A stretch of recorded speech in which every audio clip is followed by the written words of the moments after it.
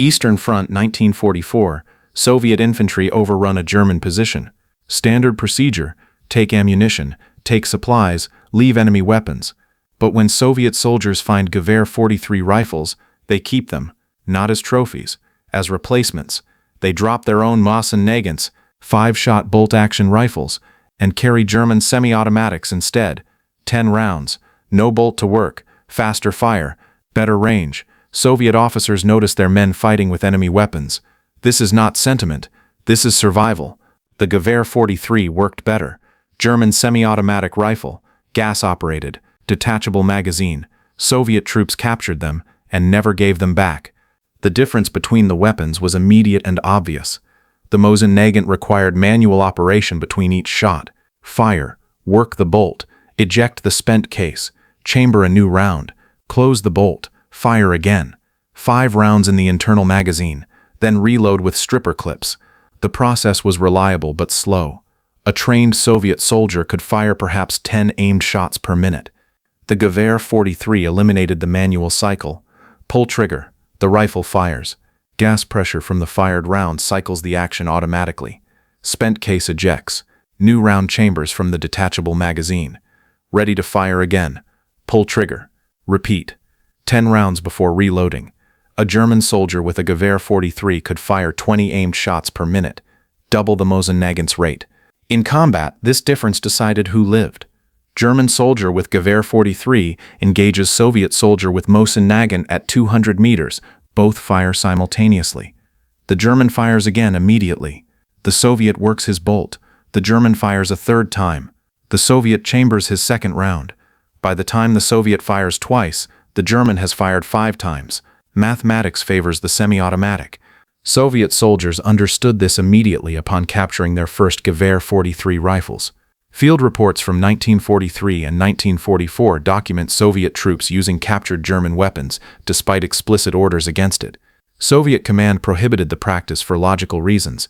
Ammunition resupply was difficult. German 7.92mm cartridges were not standard Soviet issue. Maintenance required German parts. Repair was impossible using Soviet supply chains. Soviet infantry ignored these orders. They scavenged German ammunition from captured supplies and dead German soldiers. They maintained the rifles using parts from other captured Gewehr 43s. The tactical advantage outweighed logistical problems. A Soviet soldier with a Gewehr 43 had double the firepower of his comrades. In a firefight, that doubled his chance of survival. German development of the Gewehr 43 had begun years earlier. By 1941, Wehrmacht experience showed that semi-automatic rifles provided significant tactical advantage. German forces encountered Soviet SVT-40 rifles on the Eastern Front. The SVT-40 was semi-automatic, gas-operated, 10-round detachable magazine, Soviet design that worked well in theory, but suffered reliability problems in field conditions. Germany needed its own semi-automatic rifle. The Gewehr 41 was the first attempt. 2 variants were produced, one by Walther and one by Mauser. Both used complex gas systems that proved unreliable. The rifles jammed frequently. Maintenance was difficult. Neither variant succeeded. If you are finding this interesting, a quick subscribe helps more than you know. Walther redesigned the rifle using lessons from captured Soviet SVT-40s. The new design was simpler, a short-stroke gas piston system. The gas piston pushed the bolt carrier rearward, just far enough to unlock and cycle the action. This design proved reliable. The rifle was designated Gewehr 43. Production began in late 1943. The Gewehr 43 used the standard German 7.92 by 57mm Mauser cartridge, the same ammunition as the Kar 98K bolt-action rifle and MG42 machine gun. This simplified logistics. The rifle fed from a 10-round detachable box magazine. Soldiers could reload quickly by swapping magazines rather than loading individual rounds. The rifle weighed 4.4 kilograms loaded. Barrel length was 558 millimeters. Overall length was 1,130 millimeters. Effective range was approximately 500 meters. Most Gewehr 43 rifles were fitted with mounting rails for telescopic sights. This made them effective sniper rifles. German snipers appreciated the semi-automatic capability. A bolt-action sniper rifle required working the bolt between shots. This movement could reveal the sniper's position. The Gewehr 43 allowed follow-up shots without significant movement. The sniper could engage multiple targets or fire again if the first shot missed. Production numbers tell the story of German manufacturing under pressure. Germany produced approximately 400,000 Gewehr 43 rifles between 1943 and 1945. This sounds substantial but represents less than 10% of total German rifle production during the war. The Kar 98K bolt-action rifle remained the standard. Over 10 million Kar 98K rifles were manufactured. The Gewehr 43 supplemented rather than replaced the bolt-action. Manufacturing challenges limited production. The Gewehr 43 required precision machining. Tolerances were tight. The gas system needed careful assembly. German factories faced constant Allied bombing. Raw materials became scarce. Skilled workers were drafted. Production rates could not match demand. German infantry units received Gewehr 43 rifles in limited quantities, typically 1 or 2 per squad, not enough to equip every soldier. Soviet forces captured Gewehr 43 rifles throughout 1944 and 1945. Each major German defeat left equipment behind. Stalingrad, Kursk, Operation Bagration. Retreating German forces abandoned weapons. Advancing Soviet troops collected them. Official Soviet policy required captured weapons be turned into supply depots. Usable equipment would be redistributed or studied. This policy was widely ignored for the Gewehr 43. The rifle appeared frequently in Soviet combat photographs from late war period. Images show Soviet infantry carrying weapons clearly identifiable as Gewehr 43s. Some photographs show entire Soviet squads where multiple soldiers carry German semi-automatic rifles. This was not isolated. This was common enough to be photographed repeatedly. Soviet soldiers developed unofficial networks for maintaining captured Gewehr 43 rifles. Units that captured multiple rifles would keep the best examples and use damaged rifles for spare parts. Soldiers traded German ammunition. Those who found large ammunition stocks would share with comrades carrying Gewehr 43s. This informal system kept the rifles operational despite lack of official support. German soldiers noticed. Captured Soviet troops occasionally carried Gewehr 43 rifles. German intelligence reports noted that Soviet forces used captured German weapons with increasing frequency. This created confusion during combat. German soldiers hearing semi-automatic rifle fire assumed German positions nearby. Sometimes the fire came from Soviet troops with captured Gewehr 43s.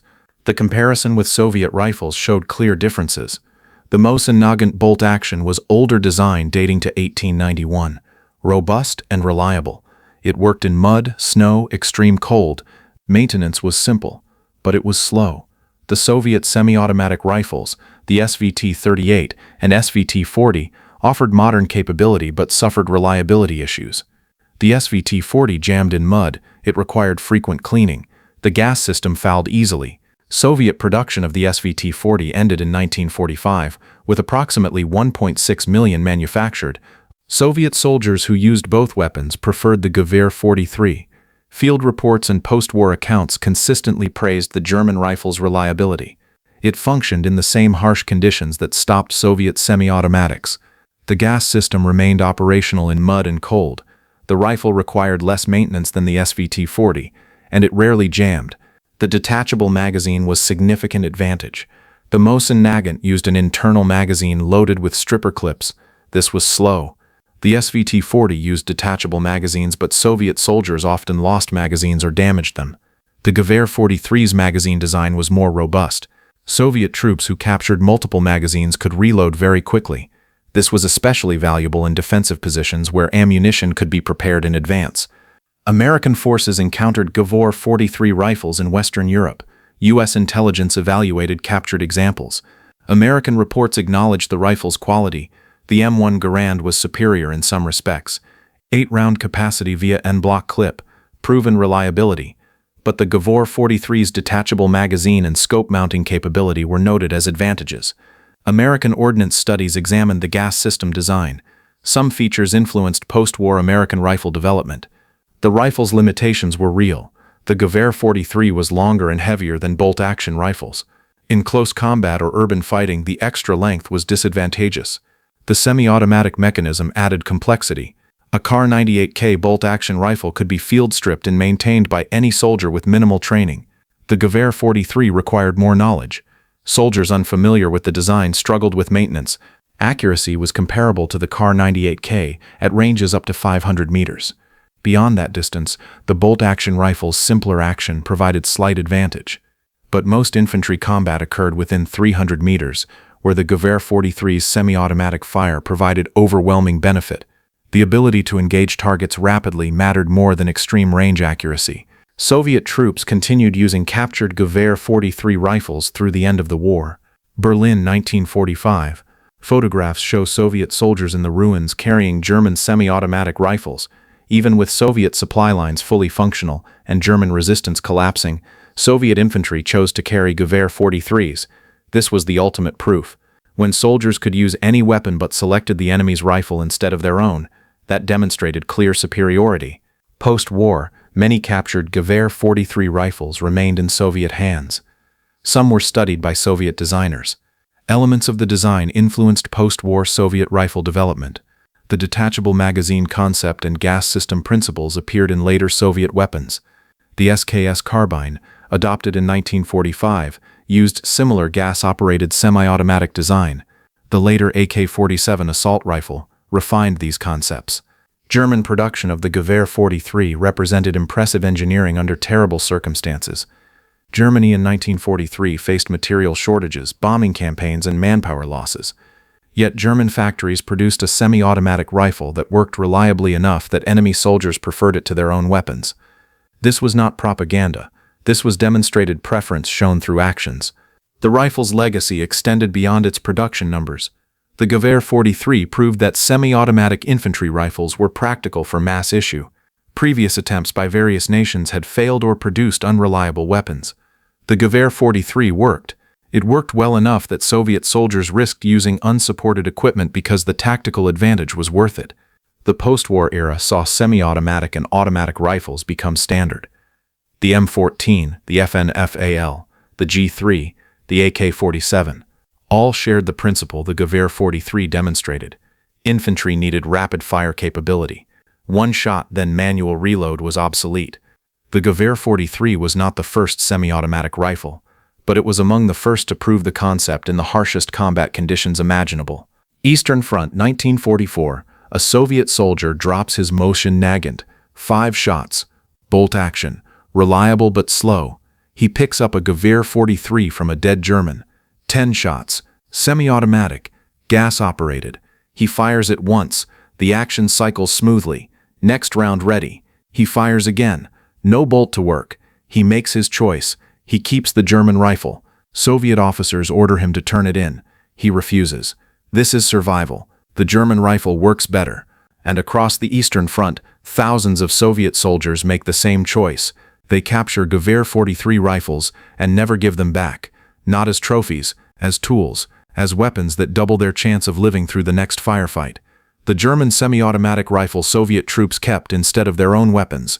Because when your life depends on firepower, you use what works best. That was the Gewehr 43.